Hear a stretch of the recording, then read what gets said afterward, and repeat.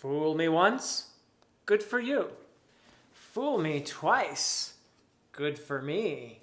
Fool me thrice, you must be Robin Hobb. Welcome to my channel on the best of fantasy. Today I am discussing the Tawny Man Trilogy by Robin Hobb. This is the third trilogy in the Realm of the Elderlings series. This Gush Fest will be spoiler free. I'm going to be explaining why I love the Tawny Man Trilogy as I have recently finished it.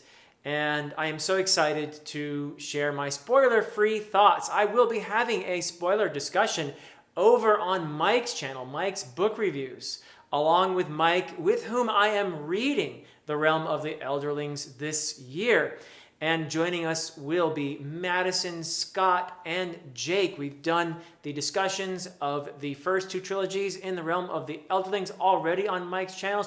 So if you have read those and you haven't checked those discussions out, what are you waiting for? They are over there on Mike's channel. So yeah, the Farseer discussion and the Liveship Trader discussion. Had a wonderful time discussing those. And I'm so looking forward to having the Tawny Man discussion over on his channel as well with that crew. But for now, here are my spoiler-free thoughts on the Tawny Man Trilogy. How much did I love this trilogy? Well, Hobb is already a favorite of mine, a top 3 author of all time. Just on the basis of the first two trilogies in Realm of the Elderlings. Yes, I did love them that much. So, what about Tawny Man? Well, I have to say that that's a high bar. That is a very high bar to surpass. Already a top 3 author. But I can say that I do have a new favorite trilogy in the Realm of the Elderlings, and that is the Tawny Man Trilogy. It is everything that I have come to expect and love in a Robin Hobb book. Everything that I love about Realm of the Elderlings, but done in a way that elevates this series even more. And I would have to say, though, that it does depend on those first two trilogies. It wouldn't be what it is without Farseer and without Liveship Traders. But it is definitely one of the most emotionally evocative and impactful reads I have ever had. It is that powerful an experience. It was for me at any way. And much of that impact, as I said, does depend on having read those first two trilogies. And they are also brilliant, by the way, just absolutely brilliant. And a quick word about reading those first couple trilogies too. A lot of people seem to have this idea that you can skip Liveship Traders. I would say that you are robbing yourself of the potential full experience of the Realm of the Elderlings if you do so.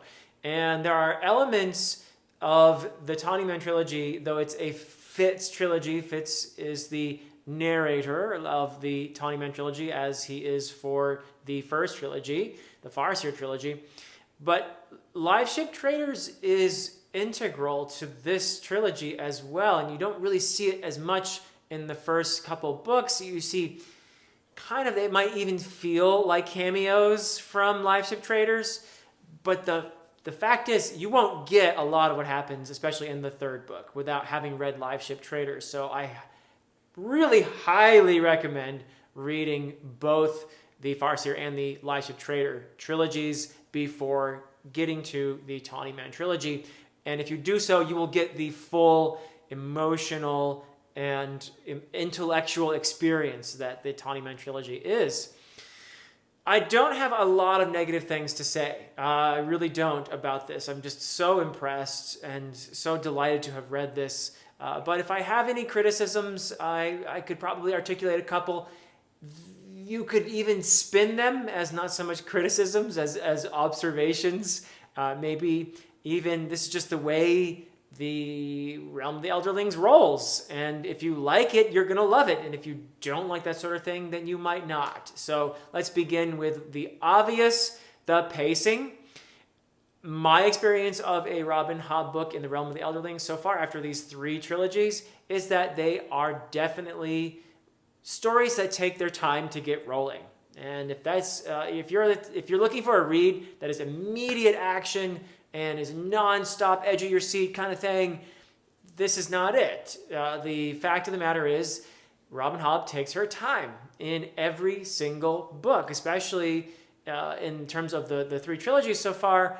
I've experienced the first book in each trilogy as very much doing a lot of world building, a lot of character development, creating the immersion and investment that will have so much payoff later on. So you can see that's not really a criticism. That's what a smart author does, is if you want to be an author who creates that emotional impact that leaves readers in tears, I think it's almost necessary to take your time creating that investment. And Robin Hobb is the best at it. She is absolutely the best.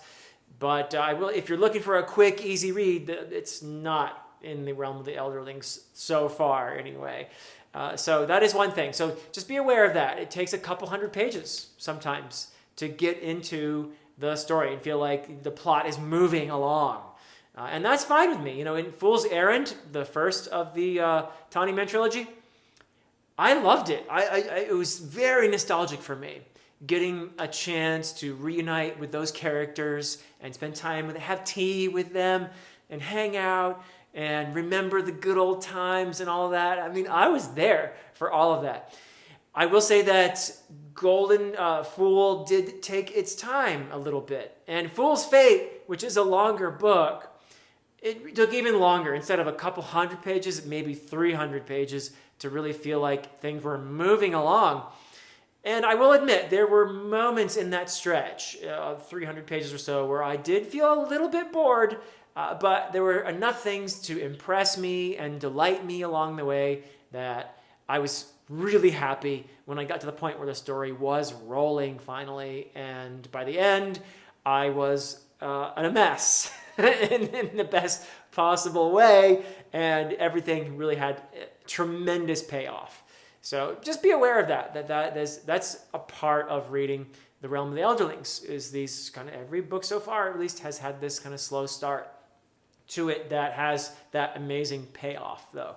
The only other negative that I can articulate about Tawny Man, and it's something similar that I said about the first trilogy, the Farseer trilogy, which is that the baddies don't have a ton of nuance. They don't have a ton of nuance. And in Tawny Man, the big baddie really lacks, I think, a compelling motive, something that we don't really delve into much at all.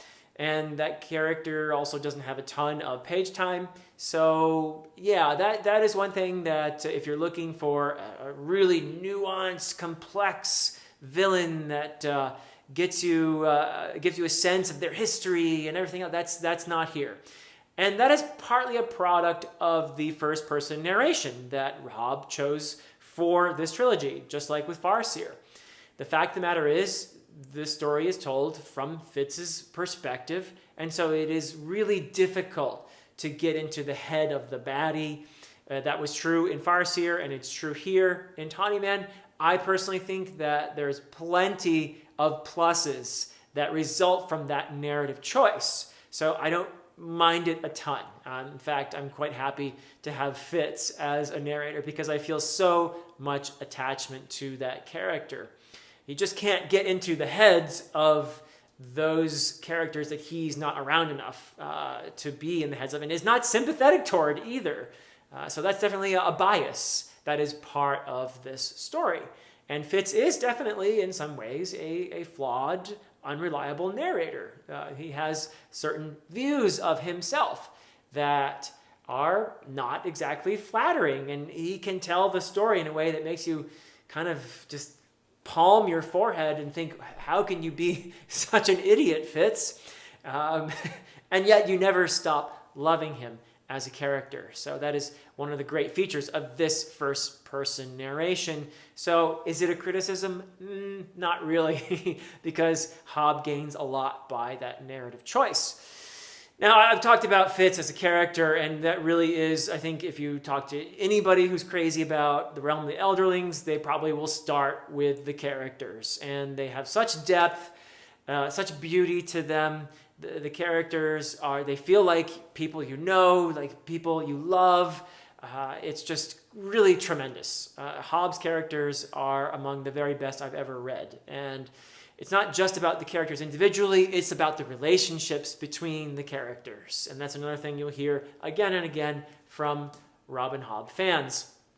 I think of Robin Hobb as basically the Jane Austen of fantasy when it comes to developing those nuances, those psychological nuances of human interactions. And not just humans, actually, some of the non-human characters in here as well are as psychologically rich and beautiful as the human characters. And that is something I love about this series, is that peek into our fellow creatures and looking at the nuances of their psychological makeup and the respect that comes with that. That's a really beautiful thing. More about that later. But the subtleties of all the relationships are just marvelous. There are contradictions and there are conflicts within the relationships, within the characters. There is affection and annoyance simultaneously. It's just so real and so beautiful. There is love and frustration. Sometimes the characters, they love each other, but they're also tremendously angry at each other. And that goes for the reader as well. There are characters you love, like Fitz, that you can be incredibly annoyed with at the same time. But you still love them. And that's the abiding thing, is that love. There are also some just wonderful moments, emotional moments for me. Particularly, I think I would say that Book 2, The Golden Fool, got me about halfway through, and a couple other times, and then also the final book in the trilogy. Fool's Fate really got me at the end, especially at the end, and it was really something. But a lot of that has to do with reunions, bringing people back together. And that could be after years, or that could be after quarrels, fights, that sort of thing. It could be after any number of things, but bringing people back together, reestablishing a connection, catching up with somebody. There's something very emotional and impactful about that a skilled author like Robin Hobb can convey in the emotions of such a moment. That is where I feel like she really gets me anyway, or these moments of reunion, of reuniting, and the incredible emotional impact of that, but also it's like a sense of a journey that is coming to a closure, and that is so immensely satisfying and is so conducive to a feeling of catharsis. And that is where a lot of the power of these books lies, I think. Another thing that I really love about this trilogy is how it has developed the magic in the realm of the Elderlings. And there are two main types of magic. There is the wit and the skill.